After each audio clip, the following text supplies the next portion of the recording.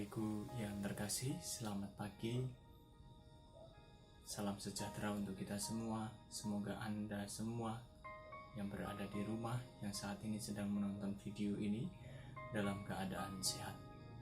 Mari kita sejenak mengawali aktivitas kita hari ini dengan merenungkan dari Injil Yohanes bab 3 ayat 16 sampai 21. Karena begitu besar kasih Allah akan dunia ini, sehingga Ia telah mengaruniakan anaknya yang tunggal, supaya setiap orang yang percaya kepadanya tidak binasa, melainkan beroleh hidup yang kekal. Sebab Allah mengutus anaknya ke dunia bukan untuk menghakimi dunia, melainkan untuk menyelamatkannya oleh Dia. Barang siapa percaya kepadanya, ia tidak akan dihukum. Barang siapa tidak percaya, ia telah berada di bawah hukuman, sebab ia tidak percaya dalam nama Anak Tunggal Allah. Dan inilah hukum itu: terang telah datang ke dalam dunia, tetapi Anak Manusia lebih menyukai kegelapan daripada terang, sebab perbuatan-perbuatan mereka jahat. Sebab barang siapa berbuat jahat, membenci terang dan tidak datang kepada terang itu, supaya perbuatan-perbuatannya yang jahat itu tidak tampak. Tetapi barang siapa melakukan yang benar, ia datang kepada terang, supaya menjadi nyata bahwa perbuatan-perbuatannya dilakukan dalam Allah. Demikianlah Injil Tuhan. Saudara-saudariku yang terkasih, hidup itu adalah pilihan. Misalnya saja setiap bangun pagi, kita itu sudah dihadapkan dengan pilihan. Apakah aku mau segera bangun dari tempat tidur atau memperpanjang waktu tidur? Ketika mau mandi juga dihadapkan pada sebuah pilihan. Apakah mau mandi atau tidak? Setelah mandi, kita juga dihadapkan pada sebuah pilihan. Mau memakai baju yang mana? Warna apa? Kita tidak bisa lepas dari pilihan itu. Pilihan juga menanggung sebuah konsekuensi yang harus kita jalani. Injil hari ini merupakan akhir dari dialog antara Yesus dan Nikodemus. Yesus meyakinkan Nikodemus tentang siapa Allah dan juga siapa dirinya. Tujuannya supaya Nikodemus membuka hati dan mengimani Yesus. Inti dari dialog antara Yesus dan Nikodemus ada 3, yakni kasih, penghakiman, dan terang. Injil Yohanes ingin menuntun orang supaya percaya kepada Anak Allah yang diutus oleh Bapa untuk menyelamatkan manusia. Kasih Allah tak pernah surut ketika berhadapan dengan kelemahan dan kekurangan. Tadi disebutkan dalam Injil Yohanes, barang siapa tidak percaya, dia berada di bawah hukumannya. Di sini juga merupakan sebuah pilihan. Orang mau selamat atau binasa tergantung sepenuhnya dengan keputusan pribadinya. Pilihannya bagi yang memilih percaya tentu akan selamat karena mengarahkan diri pada sang terang. Tetapi bagi yang memilih tidak percaya lalu memilih jalannya sendiri, ia memisahkan diri dari Tuhan sebenarnya dan mengarahkan diri pada kegelapan itu sendiri. Kita diingatkan melalui Injil hari ini bahwa dalam situasi keberdosaan kita itu sebenarnya Allah tidak menghakimi, tetapi Allah justru tetap menerima pertobatan kita.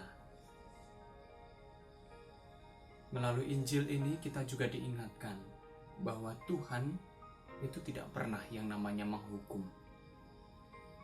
Ia mengutus anaknya bukan untuk menghakimi, melainkan untuk menyelamatkan manusia yang sungguh percaya dan mau percaya kepadanya.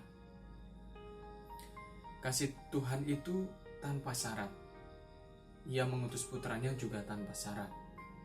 Ia tetap baik kepada siapapun.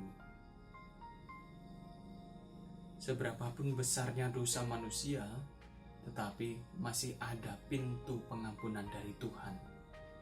Hanya saja pertanyaannya adalah, apakah aku sebagai manusia berdosa mau datang kepada Sang Terang itu yang sebenarnya sungguh menyelamatkan, memberikan jalan yang terbaik. Nah, di sini juga mau ditekankan bahwa jika si pendosa itu mau bertobat, sebenarnya Tuhan itu mau menunggu.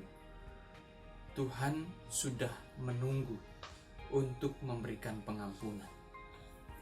Maka bagi si pendosa bisa ada dua kemungkinan, yakni memilih untuk selamat atau binasa. Hal itu semua tergantung dari keputusan pribadi. Nah, saudara-saudariku yang terkasih, berhadapan dengan situasi saat ini, tentu kita sudah mendengar banyak himbauan yang mengarahkan kita pada hal yang baik, pada hal yang memang berguna bagi hidup kita, bagaimana terbebas dari virus corona. Sudah ada himbauan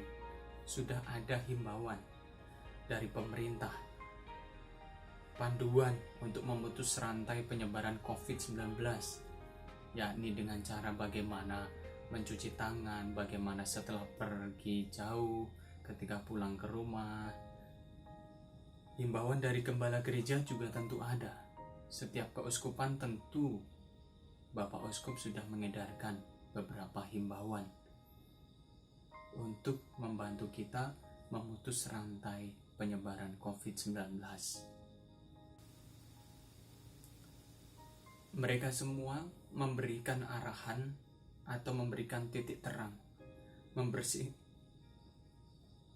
memberikan kasih, memberikan yang terbaik untuk kita. Pertanyaannya adalah, apakah aku menerima Sang Terang itu? Dalam konteks Injil adalah Yesus Kristus yang diutus oleh Bapanya untuk menyelamatkan manusia. Sekali lagi, bahwa barang siapa percaya maka ia tidak binasa.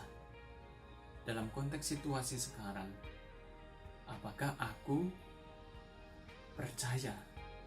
Apakah aku mau menerima himbauan? Atau apakah aku justru memberikan penghakiman dengan cara memberikan berbagai alasan? Saudara-saudariku yang terkasih, harus diingat bahwa banyak pihak telah memberikan kasih-Nya untuk kita. Allah telah memberikan kasih-Nya untuk kita, untuk menyelamatkan kita sebagai manusia berdosa. Rencana keselamatan datang dari Bapa.